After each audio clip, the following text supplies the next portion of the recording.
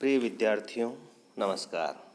हम पिछले कालांश से रीतिकालीन काव्यधारा का अध्ययन कर रहे हैं। पिछले कालांश में आपने रीतिकाल की विशेषताएं, उसकी मुख्य प्रवृत्तियों का अध्ययन किया।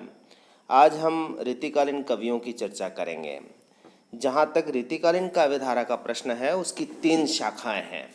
सबसे पहली है रीतिबद्ध शाखा, दूसरी है रीतिमुक्त शाखा और तीसरी है रीति सिद्ध शाखा। तो हम आज उन शाखाओं के जो प्रसिद्ध कवि हैं, उनकी रचनाएं हैं, उनका एक सामान्य सा परिचय प्राप्त करेंगे, जिससे आपको ध्यान रहे कि ये किस धारा के कवि हैं। सबसे पहले हम चर्चा करते हैं रीतिबद्ध काव्यधारा और उसके कवियों की। तो जो रीतिबद्ध काव्यधारा क्या है, तो उसका सामान्य सा परिचय यह है कि जो काव्य शास्त्रीय सिद्धांतों एवं काव्यांगों जैसे रस, नायक नायिका भेद, अलंकार, ध्वनि, शब्द शक्ति, काव्य गुण, दोष, कवि भेद, छंद, काव्य रीति, काव्यवृत्ति आदि को जो ध्यान में रखते हुए लक्षण ग्रंथों की रचना की और फिर काव्यांगों का विवेचन किया, रीति निरूपण किया। ऐसे जो कवि थे वो आचार्य कवि कर्म के द्वारा सरस लक्षण उदाहरण प्रस्तुत करते गए और रीतिबद्ध आचार्य कहलाए। सामान्य शब्दों में मैं आपको ये समझा सकता हूँ कि जो रीतिबद्ध कवि थे, उन्होंने संस्कृत काव्य परंपरा का आधार ग्रहण किया और उसी के अनुरूप हिंदी में कविता की रचना की। तो ये इनको एक तरह से लगाव था कि आचार्य भी कहलाए और कवि भी कहलाए। तो आचार्य कवि के रूप में ये निरूपित हुए। इसके बारे में आचार्य विश्वनाथ प्रसाद एक अच्छी टिप्पणी करते हैं। वो ये कहते हैं कि लक्षणों एवं उदाहरणों से मुक्त होने के कारण इन्हें रीतिबद्ध कवि कहा है। लक्षणों और उदाहरणों से युक्त होने के कारण इन्हें रीतिबद्ध कवि कहा है। डॉक्टर नगेंद्र इन्हें आचार्य कवि कहते हैं, क्योंकि इनसे बड़े आचार्य कवियों ने काव्य सिद्धांतों, अलंकार, रस, नायक नायिका भेद आदि के ध्यान में रखते पहले किसी ने भी काव्य रचना नहीं की और न सिद्धांत प्रतिपादन किया, इसलिए आचार्य कवि हैं।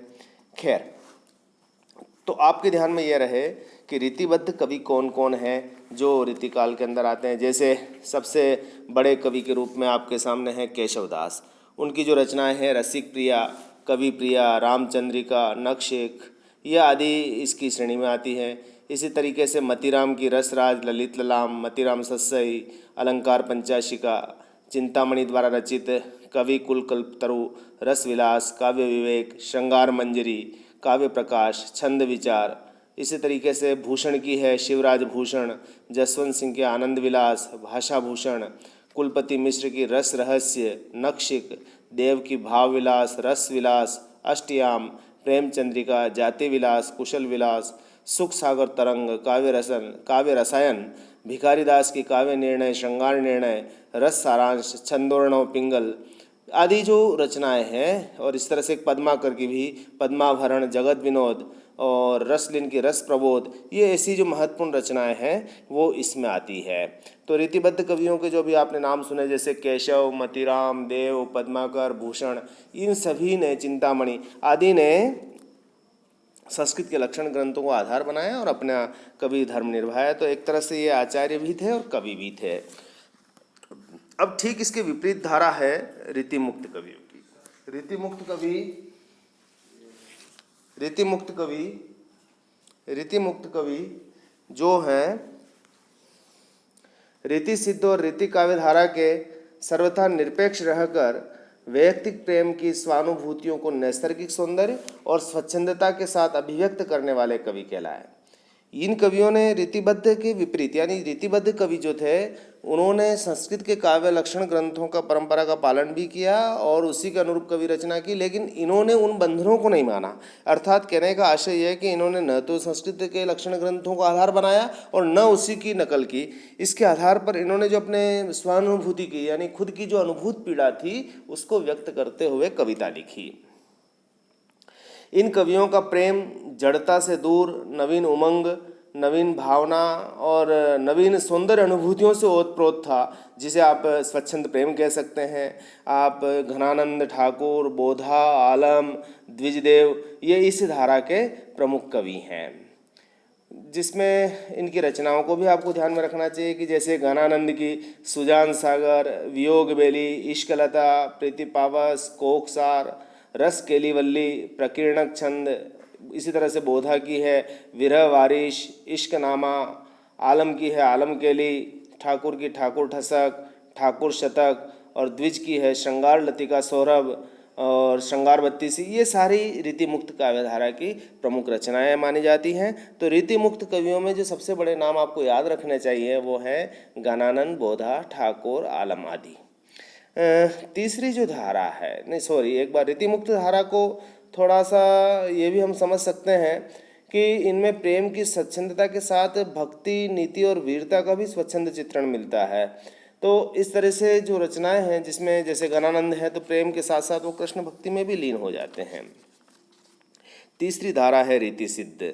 ये दोनों के मध्य की काव्यधारा है। न तो ये कुल मिलाकर के ये संस्कृत के लक्षण ग्रंथों की रचना तो नहीं की, लेकिन उस परंपरा से ये मुक्त भी नहीं हो पाए, तो दोनों की छाया इस पर पड़ती है, तो रीति सिद्ध काव्यधारा कहलाती है, जिसमें वे कवि जिन्होंने अपनी कल्पना और स्वच्छंदता के आधार पर नायक नायिका भेद, श्रृंगार के संयोग वियोग, श्रृंगारिक हाव भावों और अलंकारों के सुंदर और मनोहारी जिन्होंने उदाहरण प्रस्तुत किए, वे इस श्रेणी में आते हैं। इन कवियों ने क्या किया कि रीतिबद्ध परंपरा से नहीं जुड़कर श्रृंगार के जो संयोग वियोग, नायक नायिका भेद, अलंकार और नायक नायिका के हाव भावों का जो वर्णन किया, वो चित्ताकर्षक चित्र उतारने में सिद्ध हस्तता होने के कारण ये काफ़ी इसी कारण से सिद्ध हस्त कहलाए और रीति सिद्ध भी कहलाए। यानी कहने का आशय, जो घटनाएं थी, जो श्रृंगार वर्णन था, वो इतना चित्रात्मक था कि यहाँ पर इनकी सिद्धि प्रकट होती है, तो इसलिए इनको रीति सिद्ध भी कह देते हैं। जिसमें बिहारी इसमें सबसे बड़े कवि हैं और इस धारा के प्रतिनिधि कवि हैं। जो बिहारी सस्य इस धारा की प्रतिनिधि रचना है, जिसमें 713 दोहे हैं और रीतिकाल की सर्वोत्कृष्ट रचना मानी जा सकती है। इन 713 दोहों के बल पर कवि बिहारी इस काल के बेहतरीन कवि माने जाते हैं और ये जो रचना है उस काल की सर्वश्रेष्ठ रचना मानी जाती है। जिसे कहा गया कि गागर में सागर भरे, यानी गागर में सागर भरने वाली रचना है। इसके लिए एक आलोचक ने तो कहा कि सतसैया के दोहे जो नावक के तीर, देखन में छोटे लगे गाव करे गंभीर। इसी प्रकार इन काव्य प्रवृत्तियों को रीतिकालीन कवि के इन तीनों श्रेणियों को आपने देखा है, और इन तीनों ही काव्यधाराओं में जो आप देखते हैं कि रीतिकालीन कवियों के काव्य का प्रधान विषय यद्यपि श्रृंगार रस से परिपूर्ण श्रृंगारिक भावना रही है, लेकिन जो काव्य विषय है प्रेमानुभूति, प्रेमाभिव्यक्ति और शैली संबंधी जो एक रूपता है वो इन कवियों में नहीं मिलती, और इसीलिए इन तीनों को हमने 3 भागों में इसको बांट करके पढ़ा है। तो आप अच्छी तरह से समझ गए हैं कि इन तीनों ही कवियों में मूलभूत अंतर क्या है। तो एक बार मैं वापस पुनः दोहरा रहा हूँ कि जो रीतिबद्ध कवि हैं उन्होंने संस्कृत के लक्षण ग्रंथों को आधार बनाया और रस नायिका भेद के आधार पर अपनी कविताएं लिखी, जिसमें उनके लक्षण भी प्रकट होते हैं और उसके बाद इनका आचार्यत्व भी प्रकट होता है और उसके बाद इनका कवि कर्म निर्वाह होता है।